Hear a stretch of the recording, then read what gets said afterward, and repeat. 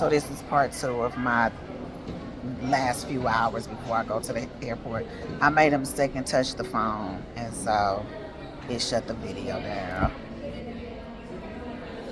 But I was saying how the last time I was here in 2019, that is not the last time I was here, but the last time I went over to the U.S. Embassy, which was about a year after it had been in place, a year and a half, and the whole bus got off, or most of the bus got off, and took a picture under the U.S. Embassy sign. Some people may not have, because President Trump is the one who declared Jerusalem to be the capital of Israel and moved our U.S. Embassy from Tel Aviv to Jerusalem, because the major places wouldn't have their embassy here because the land is so contested.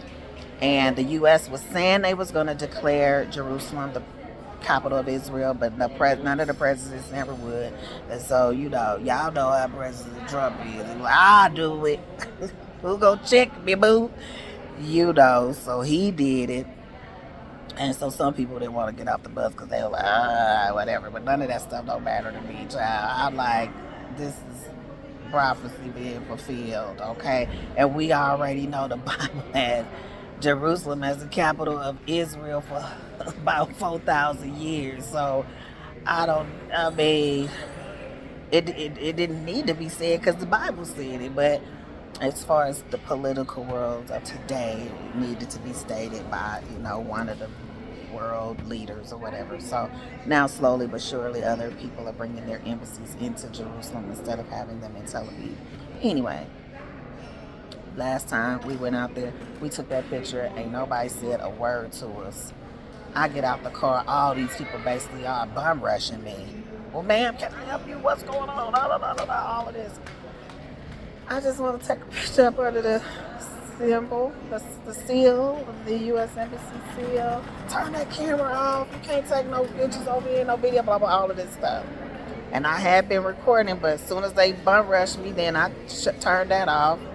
And then I was like, well, I just want to get a picture up under the seal. They were like, well, okay, you can only get a picture right here in front of the seal. Now go behind the thing and go to... they were talking real hard and huffy and rough and all of this. And so I go back there and I take a picture. It's two seals. One that says the U.S. Embassy. Then the other one, I don't even know what it says. Something about, President Trump, blah, blah, blah, the date and all of this stuff. And so I'm taking a picture, but then the other seal was so high that I had to step out some to get a good shot. These people came from out the building like they were getting ready to arrest me. And they was hard. They didn't soften up, even though I was trying to be obedient and polite and all of this. They huffy and puffy and happy, blowing the house down. I said, I'm just trying to get a picture. I'm trying to get the picture. Well, you can't take a picture from this side. Go back over there. And you cannot get the cameras in your video and your picture. You can't take no video. It can only be a picture, blah, blah, blah, blah, blah. Wasn't you getting video when you walking up or whatever? Well, yeah, I was, but I turned it off. Well, let me see it. Delete it. Whatever you took, delete it. This is a U.S. Embassy. I just was close to whipping out my official passport, but whatever. And because they would have been like, we don't care. No, that's mine. Thank you. They're like, we don't care who you are. This is still U.S. Embassy, and we got rules. So okay, fine. At this point, I think Ambassador Huckabee know me now, so I should have been like, go upstairs and ask Ambassador Huckabee, is it okay? No, I wasn't gonna do all that. But I wish I would have went up there the other day when our Secretary of State, Marco Rubio, was here. Would have been incredible to bump into him. But anyhow, these people was going off on me. And I'm like, I'm just trying to get a good shot. I can't get a good shot from that seal up there. If I'm right, can one of you guys say, we can't hold your phone, ma'am. Just going off. Then let me see that video you took. Okay, here it is. That's your personal video. Sir, this is the video. This is the video. Okay, fine, forget it. Okay. So then I'm like, I want to stand here. I just want to get the seal. Can you look? I ain't gonna look. Wait a minute, what? You're giving me some hard instructions. By hard, I mean firm, and you all in my face talking hard. I'm trying to follow the instructions, but you are being belligerent just because you think you got some power, security guard. Well, can you at least stand right here? I'm just trying to get that one stand next. So he stands next to me. He's all strong, and and I'm taking like a selfie, trying to get the elevated seal or whatever. And I got it. It was fine. It ain't really that good, but it'll do. And I'm, making sure that the camera is cropped out. You can't see the camera in the footage. At the same time, in the video that I turned off, I was saying that I remembered the television special that was on TVN. So this whole thing done been broadcast, boo. The whole thing been all over the world. I acknowledge rules, and y'all done came up with these rules and all of this kind of stuff. And I just decided, let me go on, after I was back in my taxi, let me go on and see, just search U.S. Embassy in Jerusalem, and have it bring up the images. I want to see other people's images.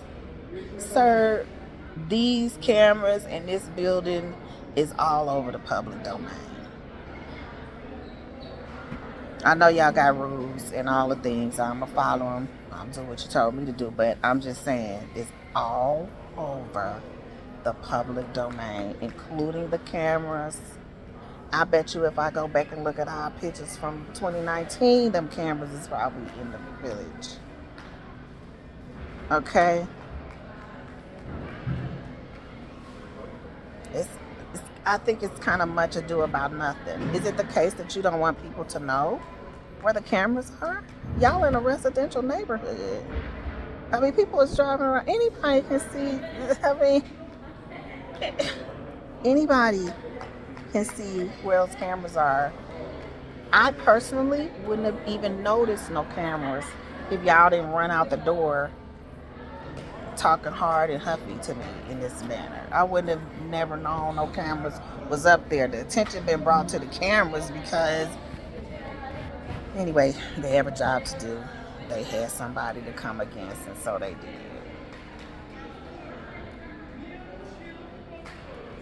But my Arab driver didn't say a word. He was like, this ain't my fight. He just shut my mouth up. Okay? And so he didn't say a word. He didn't get out the taxi or nothing. Like, I don't have nothing to say with this. So anyway, that was fine. I didn't care because I wanted to make that stop. I didn't get the picture. I wanted to get video, but you can't. But I took the pictures. It's all good. That was one of my good stops for the day. I wanted to do it. And I went into Bethlehem. They took me over there. We crossed the border and we left the border. It was not issue. My driver was like, borders? Because my guide was saying how, they could close the borders any time or stop the security gates, and then you could be stuck over there and all that. He was like, what? He was like, absolutely nothing goes on in Bethlehem. He was like, that's the quietest place that you can be. He said, if anything go on, fight me. Just hit me. He was like, I go over there regularly. It's absolutely nothing going on over there. He was like, so I'll take you over there if you want to, because I go over there all the time and constantly. And then, so it's cool. I was like, man, I wanted to go. So I wanted to get video of the grotto. That is the traditional location of our Lord's birth. And I wanted to get video of the area where Jerome was translating the Bible, the Latin Vulgate. And I never heard of Jerome until I started volunteering at the Museum of the Bible. And we learned a lot about him and his biblical translation.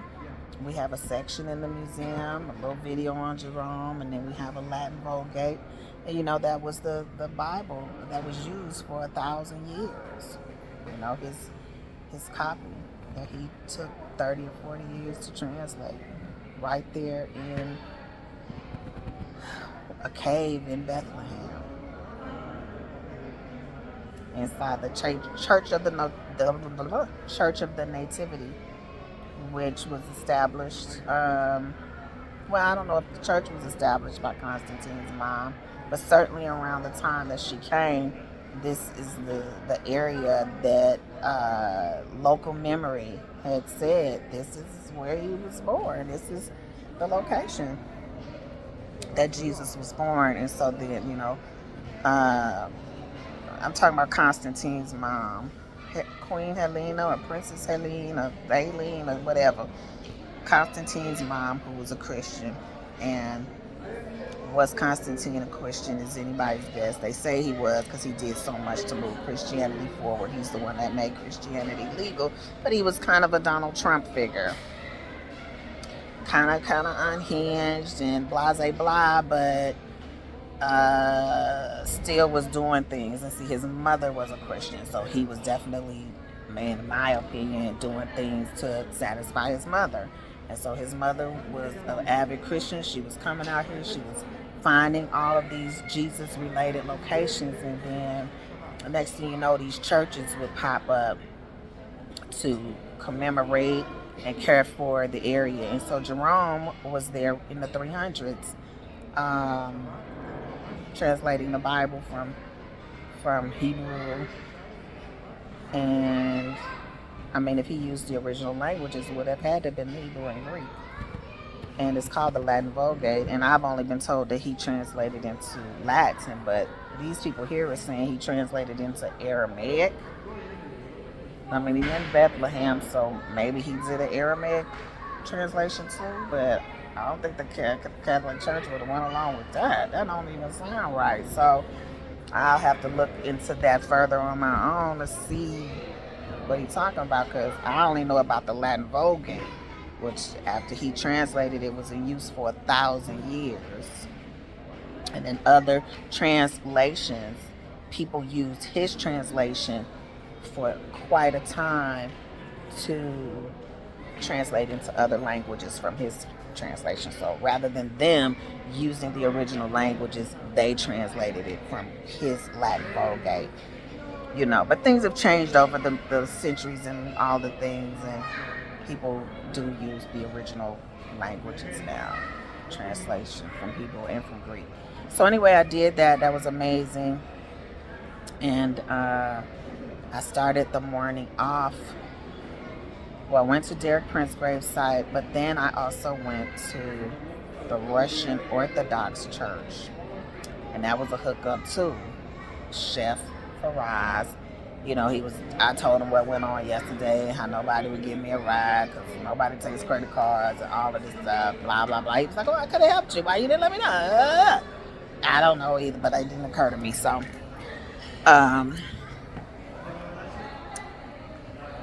he was like, well, where do you need to go tomorrow? I could just take you where you need to go. I'm like, what time you got to be at work? I got things that I want to do. So he had to be at work at noon. So I was like, well, you could take me to maybe the first two places, which is what he did. And so, but he had to drop me at the second place so that he could get back to work. And then that's when I touched bases with the other man that I had met a few days ago, who said, if you need a ride anywhere, give me a call. Okay. Bet. I do need a ride. Why didn't I contact him yesterday? In my mind, he kept being on my mind, but I didn't. I was figuring that I could use their version of Uber, and none of that worked out. So it worked out the way it was supposed to. I'm not tripping. I'll see Zedekiah's Cave next time. But I went to the Russian Orthodox Church, and I thought I had been there before, but now I'm not sure that I have. But when I told Chef last night that I wanted to go there, he was like, is it going to be open? I said, yeah, it's open. He was like, but it's not open every day. I'm like, well, let me check. Come to find out, closed. He said, oh, I know somebody that worked there. One thing that I said in another video, all these people are connected and they know each other. All of these people, y'all have no idea how much of that I done experienced today. Especially when I just went to Bethlehem right now. These people running a racket of undercover tourism hospitality. They sliding you off from one person to the next. Now, of course, you got to tip everybody and do all things. I'm good with it, but I'm like, wait a minute. We pull up, somebody come to the car. It was like Home Depot in LA. If you've ever dealt with the undocumented, illegal immigrant day labor, I didn't know about it when I first went to LA, and I needed some help moving. And the people was like, why did you just go over to Home Depot? What's going to happen there? What are you talking about? Oh, just go over there, girl. There are people, they'll come to the car, they'll help you, blah, blah, blah. Oh, and sure enough, I said, well, let me test this out. Go right over to Home Depot. All the labor that you need. They hopping in the back of your stuff that's illegal now. They was all in the back of the U-Haul pickup truck and all kind of stuff. I'm like, then I started negotiating, well, how much you charge? How much you charge? How much you charge? Because, hey, we're going to take the most reasonable. But anyhow, pull up into Bethlehem, same thing. Except it's been coordinated. He done already made these calls and stuff. It's like, you handing me off to this one here, and then you're gonna go off somewhere and sit while he take me into the church and tour me all around and tell me some new things and some old stuff, because I mean, this is my 4th time. I really didn't need the tour guidey thing. I just needed to get there. I know the information. I don't know everything in their local, so I do appreciate your additional stuff. And he did take me to a place that I hadn't been, that they're claiming is the burial place of the babies that Herod killed, trying to kill Jesus. And he showed me all of these skulls in a tomb, and he's telling me these are the tombs of 2-year-old kids, because he killed the kids 2 and under, and he said that they're all there in that location buried. I don't know, but anyway, I'm like, those are skulls of 2-year-olds. These look like grown people's skulls to me. But anyway, whatever. Doesn't matter. But I did peep that. I'm like, I don't know. And then I'm starting to think of my little baby. He's 2 now. He's gonna be 3. Then I was like, I don't know. Maybe it might be because his head is about as big as Tim's skull. So possibly. But I looked initially and I'm like, them don't look like no baby skulls. What is you talking about? So y'all gathered up 2,000 years ago, all the babies that got murdered, and they all somehow ended up in this church. I don't actually believe that, but I understand the reflection. I understand the devotion. I understand the innocent lives that we're thinking about and honoring because of an evil being who thought that Jesus was going to remove him from his place as king. He was like, oh shoot, the king of the Jews is being born. You ain't gonna be born on my watch. I'm killing everybody. You ain't gonna grow up and take me out. So, but back to earlier. Started, second stop was the first stop was Derek Prince's gravesite. So the second stop is the Russian Orthodox Church, which is where Princess Alice is. What do we say? Interned? She's in a crypt or whatever it is. Who is Princess Alice? Princess Alice is the mother, N-U-N, mother of Prince Philip, the Duke of Edinburgh, who was a prince of Greece before marrying Queen Elizabeth II, who was actually Princess Elizabeth. When he married her, she was Princess Elizabeth. And this is his mother, that people thought was crazy and all of this stuff or whatever. But she was an avid Christian, and she helped a lot of people. Was it Greeks or Jewish people? I think during one of the world wars, or maybe both of them. I can't remember the specifics. Although I should remember them, because y'all know I've been over and over and over and watched 17,000 documentaries. But I didn't always know that she was buried here. But I have a vague memory of going to that church the very first time I came to Jerusalem in 2017. I have a vague memory of seeing her it's not a grave site, she's inside of a room. I think I saw it the first time that I came here, but I didn't know. I mean, it just says Princess Alice. See, I didn't know her connection to the British royal family and all of that. And so now I know. And so she was buried in England until 1988. And then she had wanted to be buried here, and finally Prince Philip was able to bring her body to Jerusalem and have her, I guess, interned here. Is that the right language? And so I think I have a picture of this from 2017. I'm gonna have to look through my 2017 pictures because it looks so familiar to me. But anyways, Chef said last night he knows somebody, blah blah blah. The church is closed tomorrow. I was like, oh dang. So he called his friend that he knows, and his friend was like, yeah, it's closed tomorrow, but let me call Sister So-and-so, one of the nuns. And he contacted Sister So-and-so, and Sister So-and-so said, well, yeah, and have her ask for Sister, whatever her name is. And they really only open it to Orthodox Christians. I don't even know what that is, but I'm a Christian. I believe in the Lord Jesus. And so, okay. So, he takes me there. He drops me. I asked for the lady. I pressed the buzzer because it's closed. It's way up the top of the Mount of Olives. And they opened the door, and then it was kind of like, what you want, girl? I'm here to see Sister blah, blah, blah, right? They couldn't find her at first, but then she came and she was like, oh, you called me yesterday? I was like, yes, I did. And I was like, I want to see, well, she thought I was here to see the church or whatever, but I was like, I really want to see Princess Alice's resting place. And she was like, oh, Princess Alice, cool. Well, when you get upstairs to the church, go all the way out to walk all these stairs and up a hill and all of that, because it's way up there. She gave me the instructions. Go down 3 steps. It's a door on the left. That's Princess Alice. Okay, cool.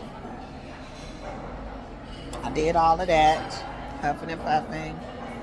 And I got there, and the door that I thought she described to me, it was locked. And I'm like, maybe she meant go down the 3 steps and then go up some more, because it was other steps. And then you get into like a really beautiful part of the church, but it didn't seem to meet with the directions, even though I took pictures in there and maybe some video. And there was a group of nuns in there. They're all cleaning up. One of them was kind of, I don't know if y'all heard about the nuns that teach Catholic schools, and they be kind of rough. And one of the nuns was rough with me, and I didn't speak English. And I didn't speak whatever language she speak. And she was like, you speak English? And I said, yes. And she said, and nothing else. No, nothing else. Then she started talking in a different language, and they were trying to figure it out. And I was like, Princess Alice. Oh, Princess Alice. Whatever they telling me. And then one of them said, it's closed. I'm like, huh? Can we open it? Might as well ask. No. But I go back down there and I just sit outside of the room which they say she in, which she wasn't in. And I just sat out there and I was quiet and whatever. And then the nun that I think was the nun that I asked for, I can't tell none of them apart, honestly. And she said, she was like, yeah, you can't go in there. It's not for tourists. It's not for just anybody that want to see it. It's for the family. And of course, I'm thinking, what? King Charles III, Prince William, all the etc. I wanted to say, lady, I am in the family.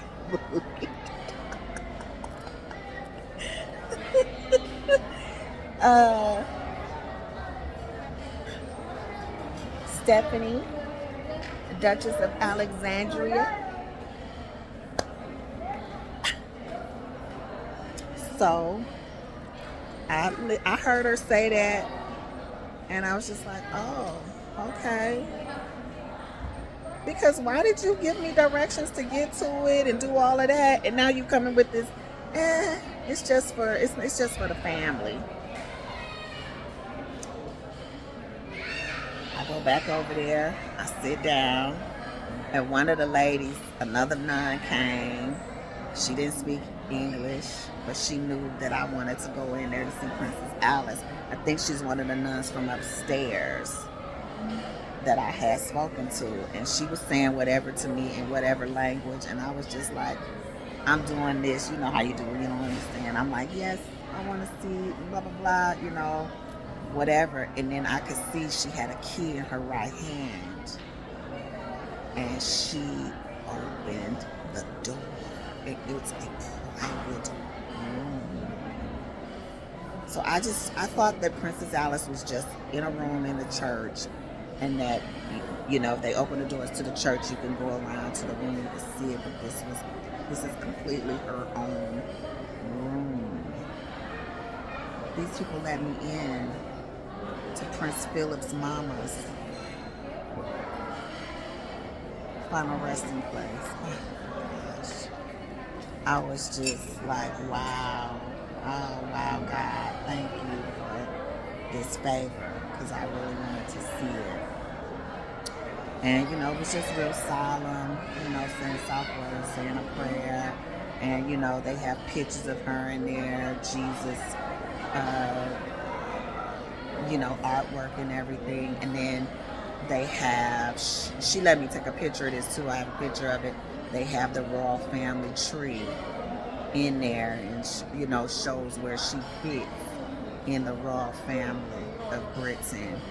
They have a picture of her in her younger years off to the side, which the lady didn't want me to take a picture of that. But turns out I had the motion on my camera, and she didn't realize that as soon as she opened the door, my phone was already in place, and I snapped one picture of the casket and everything. I mean, the crypt with her name and everything, and it's covered with her coat of arms.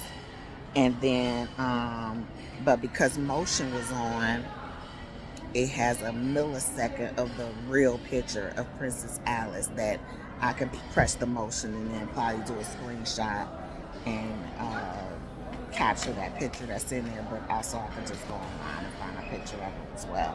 So, and I had a great day. And I'm getting picked up at 7:30. And it's a 4:45. Dinner gonna start at 6. I'll eat, and then I'll go get my bags and change into my airport sweatsuit, and then it'll be time to roll out. And it was a great day. And in the meantime, I'm gonna just chill right here in the lobby. Might get a head start on posting some videos. Who knows? But I appreciate y'all listening to me. It's been 30 minutes. Checking out from Jerusalem. I don't know. This could be my last video of this trip. If you're watching this on YouTube, do the YouTube stuff. If you like my diatribes, or you like any of my videos where I'm reading scripture, or any of the 17,523 videos I'm going to post from this trip to Israel, please subscribe to the channel so that you can get notified as I'm posting these videos, because it's probably not going to be all in one whop. Anybody who knows me knows how I do. And like and talk back, because right now I'm just talking to myself. But if you say something back in the comments or whatever, then it's like I'm not talking to myself. I'm talking to somebody. I know somebody watched. the other things that they say on YouTube. Press the notification bell. Press the notification bell so that you can get notified. So what is it? Like, share, subscribe, hit the notification bell, but also say something in the comments. Maybe you need prayer. Maybe somebody else you don't need prayer. Maybe you want to know about coming to Israel next time I come, which will be in a couple years. So far, I've been doing every 2 years. So, except for during the pandemic, that made things drag out a bit. But, yeah, that's it. Take care. Peace, love, and what? Hey.